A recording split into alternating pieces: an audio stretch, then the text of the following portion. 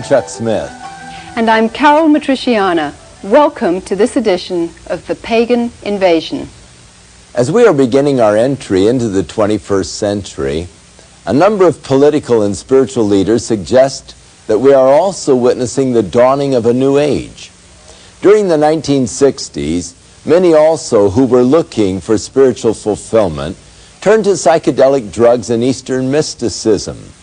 That experience has now formed the foundation for today's spiritual climate. The flower-powered generation of a quarter century ago has blossomed into today's New Age movement, a highly sophisticated philosophy that blends pagan religions, evolutionary science, and global politics. By uniting religion, science, and politics under one umbrella, the New Age movement claims to offer a new vision for humankind and is making every effort to usher in a new era of global consciousness. During the 1970s, a scientist named James Lovelock revived and popularized an ancient pagan religious concept that all species and elements on Earth make up one collective organism. That is, humans, plants, rocks, and minerals are all part of one cosmic body. It was a proposal he called the Gaia hypothesis.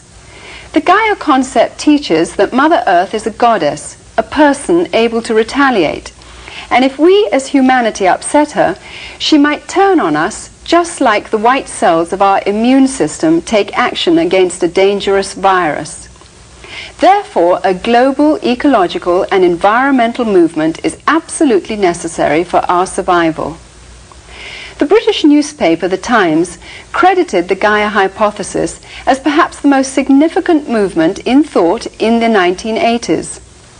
By April 1990, this idea culminated in the largest worldwide demonstration in history, known as Earth Day, a festival acknowledging sacred Mother Earth, Gaia, as a spirit life force believed to have nurtured all life forms since the dawn of time. Here we are at Malibu Beach on Earth Day, April 1990, and I'm speaking to Mr. James Coburn, an actor. Mr. Coburn, why should we care about Earth Day or Mother Earth? Well, Mother Earth is the mother. She's the mother goddess. She's the one that we should be praising rather than raping.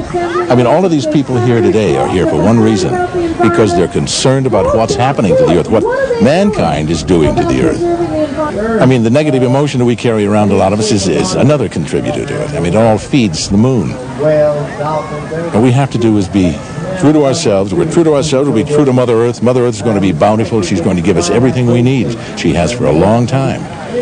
We've lost our way. The pagans used to know how to do it, and the Indians, some of them, still remember how to do it. The earth is a living organism. We're killing the one we love the most, and she loves us. We gotta praise our mother goddess.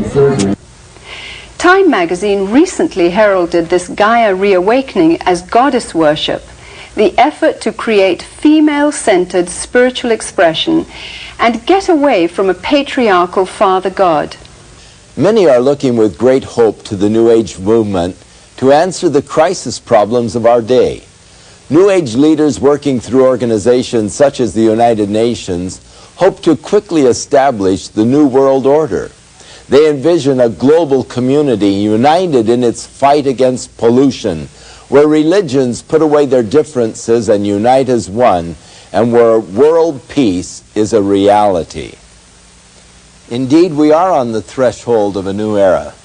But will the New Age be able to deliver on its promise of peace and prosperity? Or is it a facade, masking a dark and sinister plan of spiritual deception?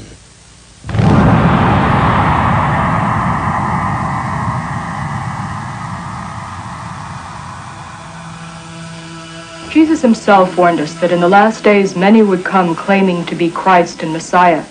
Our landscape today is literally crawling with individuals claiming to be Christ, and the Eastern gurus are right on the top of the list. There are two things the gurus have done. On the one hand, they've used Eastern-type words that are floating about in the West, words like energy, vibrations, and so on. And they've also used words, phrases, ideas from the Bible, from the teachings of Jesus, misused them, twisted them around to draw people to themselves, to suggest that the things that Jesus was talking about are actually the things they are talking about, when actually it's not so at all. In Holy Bible, it has been explained very explicitly that be ye perfect even as your Father who is in heavens is perfect. And we are also basically the same as he is. The Eastern gurus, the cultists of every description, have taken the terms of the Bible and felt every liberty to redefine them according to their basic presuppositions. God becomes not a personal individual, a spirit with whom we have a personal relationship through his Son, Jesus Christ. He becomes an impersonal force. God is something, an energy that permeates every one of us, each and every one of us, and it's both personal and non-personal. Jesus becomes not the way, the truth, and the life, but an avatar, a way shower, one of many paths to God. Jesus Christ, of course, was an enlightened master. Bhagwan is another Jesus, another Buddha. Jesus Christ was a great master, like our master is today. The Word made flesh, as the Bible puts it. Ernst Winter has a PhD in international law. He was a diplomat in the Austrian Foreign Service for 10 years, and from 1968 through 78 was a director with the United Nations. My greatest concern really is the growing interest and dedication and application of Eastern mystical thought and practices within traditional Christian groups and churches. There's a vacuum, there's a longing. They want to be filled with, quote, religious experience. Today's New Age teachings falsely claim that Hindu spiritual experiences are compatible with Christianity. And the incredible thing is that so many Christian leaders, through their books, magazines, sermons, radio and TV programs, encourage millions of Christians to seek Christianized Hindu experiences. Many people who are in the Christian church have come to us and have had deeper experiences of spirituality and of God as a result of this meditation. Most Catholic monasteries and most Protestant Bible schools have introduced one system of meditation or another, and they are based upon the practices of yoga. Many of the church people, and particular leaders of the churches and denominations, look with great hope to Eastern mysticism that it would bring new life into a dead body. While infiltrating the Christian church, Eastern mysticism is also powerfully influencing world politics.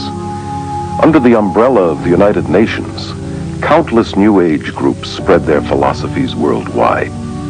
Many UN leaders, UN agencies, and the World Council of Churches, with its deep UN ties, promote New Age beliefs and practices. The UN has its own meditation room and resident guru, Sri Chinmoy. Even the United States Pentagon has meditation rooms. A graduate of Harvard School of Divinity, Leland Stewart, directs the Unity and Diversity Council, a powerful New Age promotional network that originated with a 1965 directive of the United Nations General Assembly.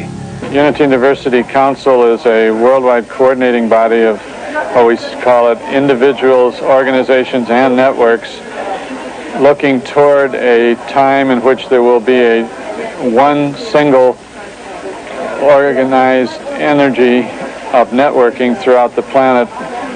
Under Stewart's leadership in 1982, this group linked arms with Graham Wilson's Mind, Body, Spirit festivals, forming a vast army dedicated to the merger of all religions into one, under a world leader.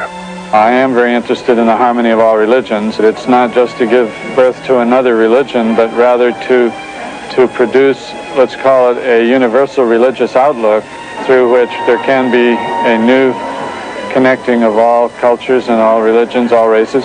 In this growing consciousness of sharing godliness and looking for a leader to lead everyone into this new heaven, the UN plays a very important role inasmuch as it is a support system. Any group that meets to discuss these matters would be very eager and very careful to have UN sponsorship. Our organization has been represented in the United Nations. We have an office there, and this has been going on for approximately 5 years. We've been involved in all the sessions that are going on in the UN. We've been able to watch and participate, offering meditations and presentations. How is this possible? I think it became possible by the thought and actions of one man in the UN, Robert Mueller, who was continuously emphasizing that the UN has to be a support system to this conditioning of man, to this sharing desire, to this looking for a one world government, for one world leader, and playing down, and I believe myself correctly, that the UN is not that world government, that is a conditioning device, that it is an aid, a support system. It gives prestige to otherwise completely outlandish groups. The Brahma Kumaris World Spiritual University in India is used by the UN and its members for conferences focusing on world peace and unity. Delegates from all over the world, VIPs, are attending to express their ideas and to experience peace in a very real way themselves. This experience will enable them also to draw up new laws for universal peace. This will be endorsed by heads of state and submitted as a practical form for the United Nations. Many evenings, the UN building is even used for lectures, talks, meditations, enlightenments on how to make one better world. The leaders are asked to meditate and be involved because this is part of their instruction of brainwashing, and all this is part of the conditioning for the vision of a new world or of a new age.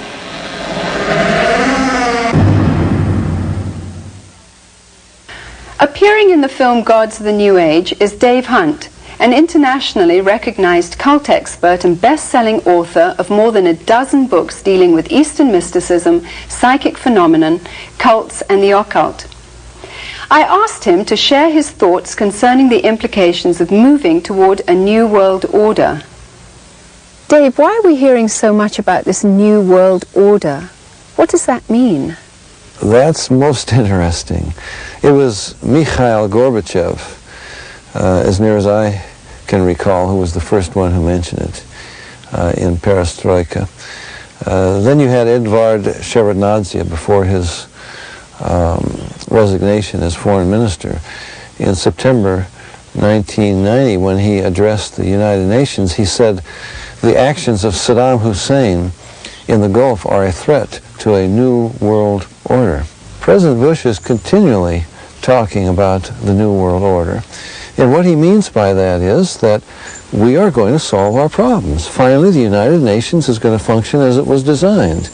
The world, for the first time, is united against an aggressor. And we're going to make an example out of Saddam Hussein. We're not going to allow this to happen anymore in the future. You just can't move in and take over another country. We are going to have a new world order. It really is going to come. Unfortunately, it will be ruled over by the Antichrist. People complain and they say, well, Saddam Hussein, I mean, he's only doing what a lot of other people have done. You didn't enforce, the actions of the UN against them. How come you're doing it to him? Because it's a new world order. It's something entirely new. The world is united now to bring peace. We're not going to allow aggression. And it relates back to paganism and Eastern mysticism. We can, in fact, solve our problems. We have this human potential. We have the power within. And peace will reign on this world. Now, in 1 Thessalonians chapter 5, Paul warns, when they say peace and safety, then sudden destruction will come. He doesn't mean they're whistling Dixie. They're hoping for peace and safety. They think they have achieved it. The first one who called for a new world order was Satan in his rebellion against God. I will be like the Most High. I will decide. And then Adam and Eve joined in his rebellion, and they brought a new world order. The new world order, what it's all about is the world as man, as God, creating his own reality, will make, as opposed to the world that God intended it to be. And it's humanism, cosmic humanism, and we're saying we can solve our problems, we can bring peace and safety and prosperity, we can solve the problems of evil and of war and of poverty without God, without the Prince of Peace. Now, I know Bush claims to be a Christian, and I think in many ways he conducts himself like a Christian. But unfortunately, he's falling into the trap of working for a humanistic solution to the problems of this world. And in my opinion, and my opinion is based upon the scriptures, you will never have peace until the Prince of Peace reigns, first in human hearts and then over this world. And the New World Order is an attempt to solve our problems without God. Most people are aware that the United Nations played a major role in the war against Iraq. In fact, the United Nations was responsible for not only authorizing the use of force, but for outlining the terms for a ceasefire. Members of the UN believe that Saddam Hussein stood in the way of the dream of achieving world peace. Behind the scenes, the UN has for years been working toward a united world government as well as a united world religion. Not surprising, many of its members have been actively involved in participating and promoting Eastern religious meditation techniques.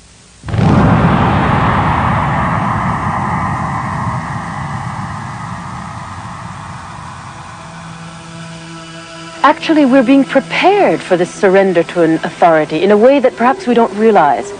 We are going through right now strange bathing in Eastern concepts of consciousness, states of consciousness, bliss, reincarnation, energies, vibrations, all of these words that have become very commonplace really in the Western languages are also modifying our mind. They are changing our way of thinking. And this changed way of thinking puts us into a mental state, if you'd like, and prepares our intellectual functionings for this surrender. More than ever before, the human race seems willing to surrender spiritually and emotionally to a charismatic leader who can offer peace and prosperity to a world trembling on the brink of ecological and social collapse, international financial chaos, and a nuclear holocaust. Well-known New Ager Benjamin Creme claims to be the coming world leader's advanced public relations man. In 1982, full-page advertisements around the world announced the coming of Creme's New Age Christ, which gave fresh hope to millions. At this press conference in Los Angeles, he described how this Christ would make himself known. It is a truism today to say that we are at the dawn of a new age, the age of Aquarius. And it is important to remember that all of the great religions await the coming of a teacher. The Christians await the return of the Christ. The Muslims await the Imam Mahdi. At the same time, the Buddhists await the coming of another Buddha. The Hindus await the return of Krishna, and the Jews, as always, await the coming of the Messiah. I'm speaking today about the return of such a teacher.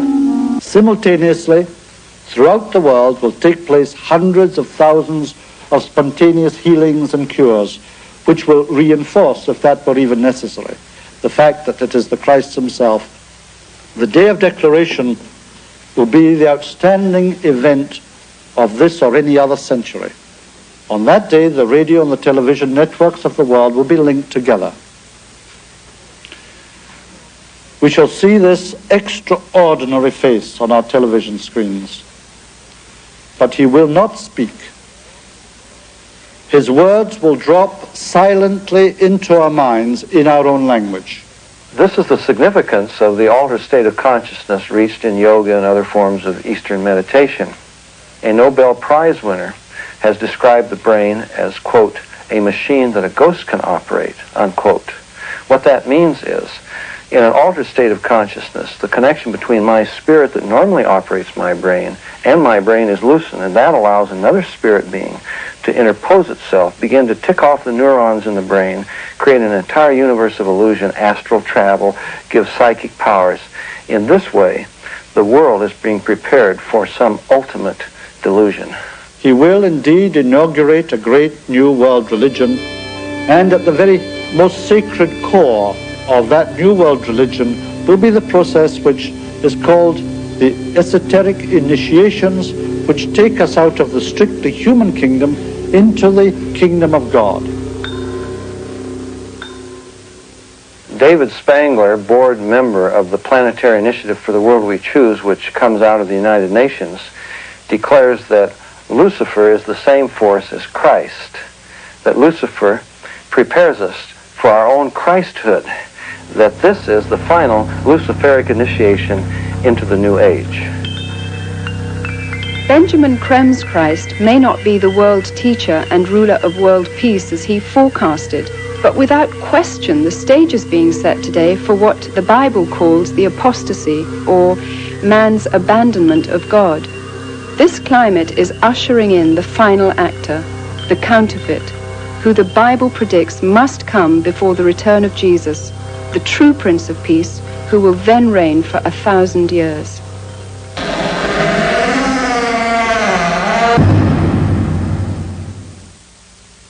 The Dalai Lama is playing a key role right now in this whole thing, this whole scheme, you might say. He's been traveling around the world, and I find this absolutely astonishing. He's been traveling around the world initiating people into what he calls Tibetan Buddhist deity yoga, where he teaches us that we are little bodhisattvas, little Buddhas. He says everybody is a Buddha, and I can train you through an initiation ceremony, basically initiating you into yoga, into this altered state of consciousness, and I will teach you that you are God, and you create reality with your own mind through visualization, and this is how we're going to bring peace to this world. Now, of course, the media laughs at him. No, they don't. They take the man seriously. And they take him so seriously that he was given the Nobel Peace Prize. I mean, I find that astonishing. That a man who's going to bring peace by turning us into gods who create reality with our mind, he gets the Nobel Peace Prize. The influence of the Dalai Lama around the world is, and in the political realm, and in the religious realm, is astonishing. He's embraced. He becomes a spokesperson for peace. And he is one of the prime movers at the peace conferences. One of the reasons for this is that the political leaders now recognize, and I think it's in preparation for the revival of the Roman Empire and the coming of the Antichrist, they now recognize you can't have political peace, military peace, without religious peace. I mean, some of our major problems in the world are religious problems. Hindus against Buddhists in Pakistan or India or wherever it may be, or Muslims against Christians and so forth. And they recognize we're going to have not just a one-world government, but a one-world religion. And so the Dalai Lama becomes the spokesperson for a broad-minded ecumenism that embraces everything. Now, interestingly enough, Gorbachev is making the same kind of noises. He said, tolerance is the alpha and omega of the new world order. Now, this is a man who was baptized as a Christian, into the Orthodox Church. He knows that Jesus Christ claims to be the Alpha and Omega. It's a slap in the face to Jesus Christ, who said, I am the way, the truth, the life. And Gorbachev says that tolerance for all religions, for all beliefs, is going to be the Alpha and Omega of the New World Order. Now, you know that he means tolerance, in fact, for everything except one thing, and that is Jesus Christ, who claims to be the only way. You know what Hinduism will do, for example. Hinduism will accept all religions. We call this the embrace that smothers. Oh, we'll accept Jesus, of course. But when we accept Jesus, he's no longer the Jesus of the Bible, but he's a Hindu avatar. Just another one of the many ways. And so this is the tolerance that they're talking about. And it really is the destruction of Christianity. And it doesn't make sense. I mean, I wouldn't want to buy bread, for example, from a baker who says, oh, what does it matter what you put in, nails and ground glass and so forth? I mean, why follow a recipe? Or a doctor who says, you ask him for the diagnosis and the prognosis, and he says, well, what would you like? So this idea that anything goes, that all religions work, they have to embrace this in order to bring peace among religions.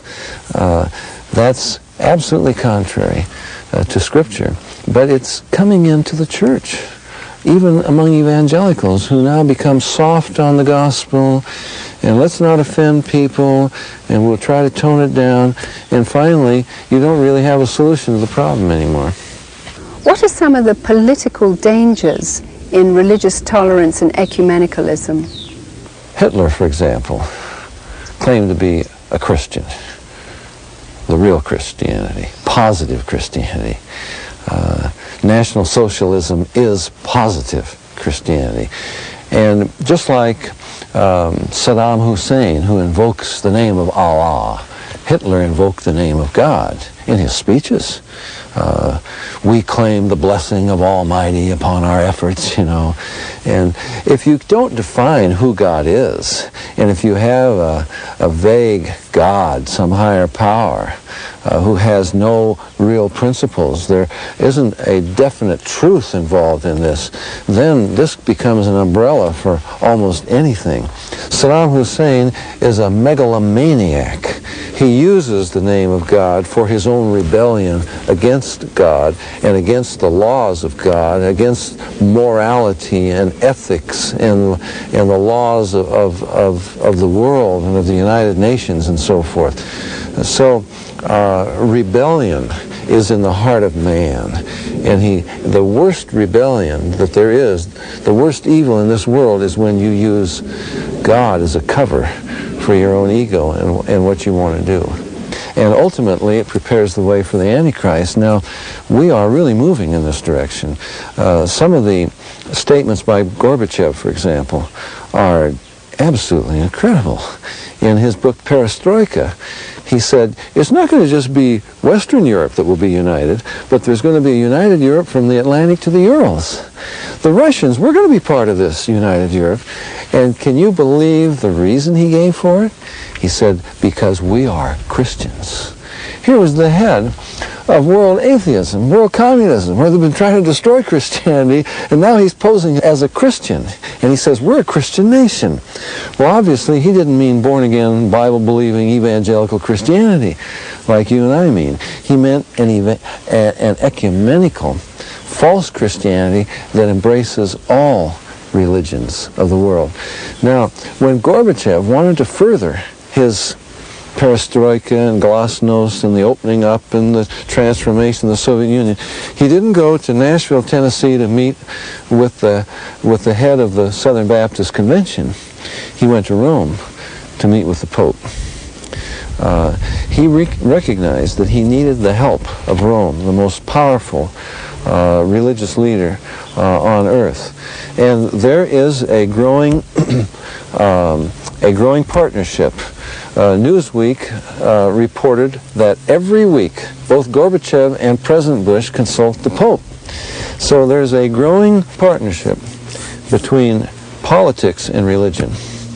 And I think it's paving the way for the Antichrist.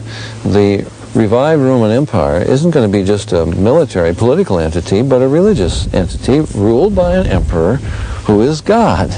And we're back to paganism again. By the way, the Dalai Lama is one of the Pope's closest friends, and you have a dialogue going on between Buddhist monks and Catholic monks to arrive at a commonality and so forth. But when the Pope addressed large Hindu audiences in New Delhi and Calcutta, I was absolutely astonished what he said. You can get this out of The Pope Speaks, a publication put out by the Vatican, or Observatoire Romano, the official publication of the Vatican. And the Pope said that India's chief contribution to humanity is its spiritual vision of man. And he says the world does well to heed and learn the spiritual vision of man that India is offering. He said that we haven't come here to teach you something. We've come here to learn from your rich spiritual heritage. It's an embrace of paganism, literally. You remember in 1986 when he got, I think, 60 leaders of the 12 major religions of the world to gather at Assisi for prayer. Now, some of these are fire worshippers. These are pagans, animists, and so forth.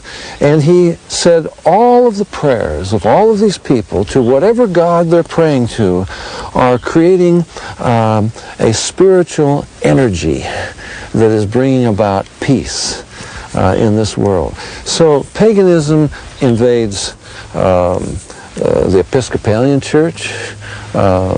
It invades the Methodists, the Presbyterians, the Protestants, the Catholics, right up to the Vatican. And I would say that we are heading definitely for a one-world religion. It won't be new. It will be the old paganism, dressed up in Christian terminology. Now that's what is most interesting to me, because we're preparing the world and the church for the Antichrist. Anti in Greek has two meanings. The one that we most often associate with it, which is opposed to or against. But it also has another meaning, in the place of or as a substitute for. And I believe that the Bible teaches that the Antichrist will embody both meanings. He will oppose Christ in the most diabolically clever way he could, and anything less would not be worthy of Satan's genius. He will oppose Christ by pretending to be Christ. Now, if he does that, then his followers must be what? Christians. That means we must, this is why Paul said, that day will not come except there's a great apostasy, a falling away. We must have in this world a Christianity, quote unquote, that embraces all religions, including paganism. A Christianity that can be accepted by Buddhists, Hindus, Muslims, fire worshippers, animists, everything. And I believe that it's under the umbrella of this false Christianity that all religions will be united and they will worship the Antichrist as God. Now, I find it very interesting that the wall is down. It's incredible what's happened. The Berlin Wall is down. Eastern Germany is suddenly united with Western Germany. It couldn't happen for 100 years, so they said. Now we've got Hungary and Poland and Czechoslovakia. They're all joining in. The Warsaw Pact is dissolved. Russia says, we're going to be part of this. And ultimately, we're going to see a new world religion. Now, what was the religion of the Roman Empire?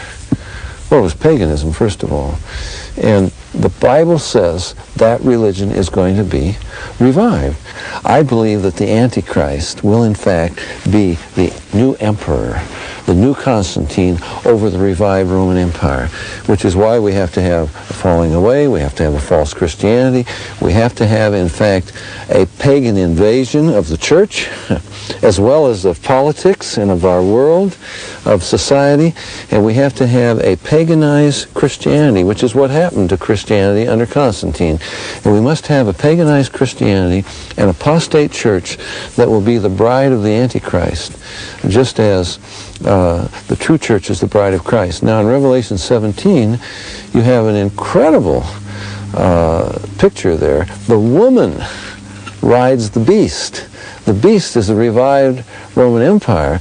The beast is the Antichrist, and it's the woman, the church, who exercises authority, who is riding this beast. It shows the importance that religion will have, that paganism, this revived paganism and mysticism, this whole religious trip is going to have in this new world order. Many political and religious leaders today are working toward a united new world order. While they hope this will be the beginning of a time of world peace, the Judeo-Christian Bible predicts that this will ultimately result in untold horrors and destruction. Ignoring this clear warning, however, the world continues to move forward with its plans.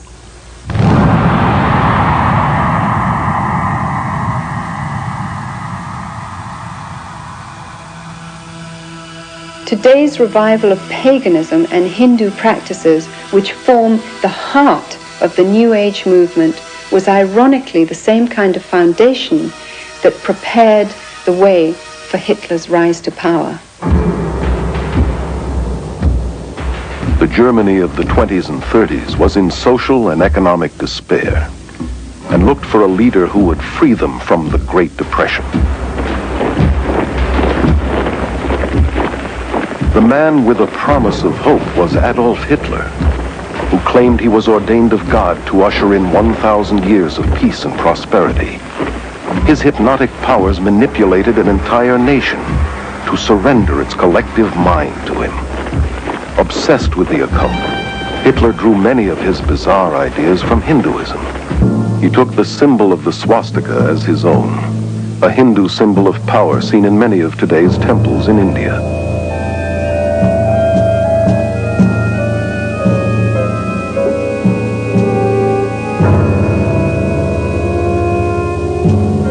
Millions of Germans who submitted to Hitler as though he were God died for him and his cause, much like the followers of Jim Jones.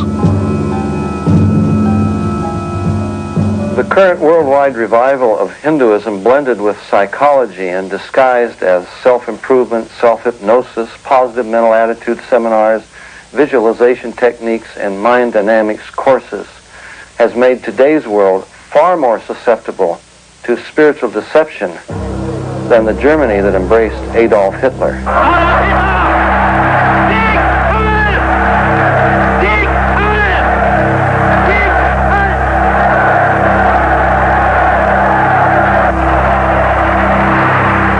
Today, a desperate world is looking for another spiritual leader. Has the human race learned nothing from its own mistakes?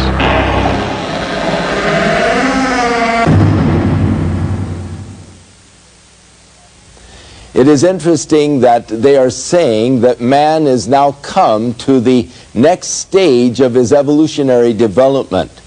And that is that transition from man into the universal consciousness of God. We hear so much about global peace, global government, global unification.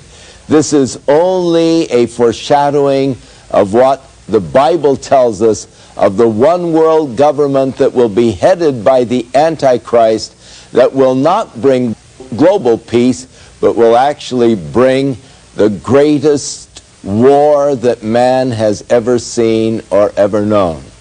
Again, man trying to substitute for God, but it never works. Man's sciences and man's ideas cannot bring him into that universal peace or global peace that the world desires so much.